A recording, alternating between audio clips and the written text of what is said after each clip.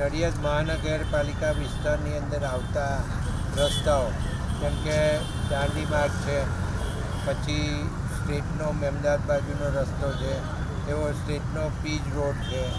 આ મોટા રસ્તાઓ જે છે કોર્પોરેશન વિસ્તારમાં આવે છે અને સાથે સાથે રેલવેવાળો જે આખો રસ્તો છે એ પણ દાંડી માર્ગમાં આવે છે. તો આ બધા રસ્તા ઉપર પીચની કામગીરી થાય એટલા માટે કોર્પોરેશન દ્વારા પણ ડામરનો માલ મંગાવીને પીચવર્ક ચાલુ કરવામાં આવે છે. એ જ રીતે દાંડી વિભાગ જોડે પણ પેચનું કામ શરૂ કરાયું છે અને સિમેન્ટ કોન્ક્રીટથી પણ જે જગ્યાએ બનાવવા જેવું લાગે એ જગ્યાએ બનાવવાની કામગીરી શરૂ કરવામાં આવી.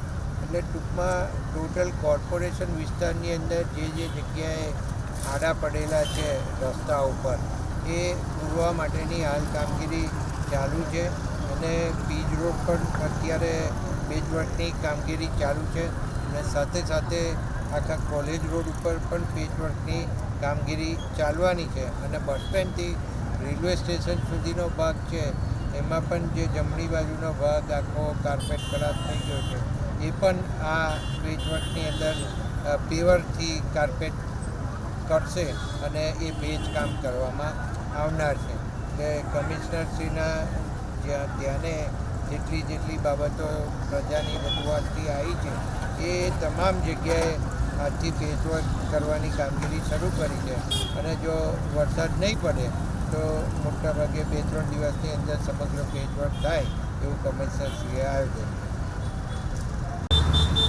આજરોજ નડિયાદ મહાનગરપાલિકા વિસ્તારમાં નડિયાદના જાગૃત અને કર્મઠ ધારાસભ્ય શ્રી મનસુખભાઈ દેસાઈ સાથે નડિયાદના જે ખરાબ રસ્તાઓ થયા છે ચોમાસા દરમિયાન એના માટે રાઉન્ડ લઈ રહ્યા છીએ. અમદાવાદથી ખાસ કરીને અને ડામરની ગાડીઓ બોલાવીને આ રોડ પેચવર્ક ચાલુ કર્યો છે. ડામરનું પેચવર્ક આજ સુધી આપણે વેટ મિક્સથી લગભગ 1500 મેટ્રિક ટન જેટલું કામ કર્યું છે પણ જેવો ઉગાડ નીકળ્યો છે એટલે આજે આપણે ડામરથી હવે પેચવર્ક ચાલુ કર્યા છે અને ટૂંક સમયમાં નડિયાદ મહાનગરપાલિકા વિસ્તારમાં આ કામકાજ પૂર્ણ કરવામાં આવશે. ધન્યવાદ.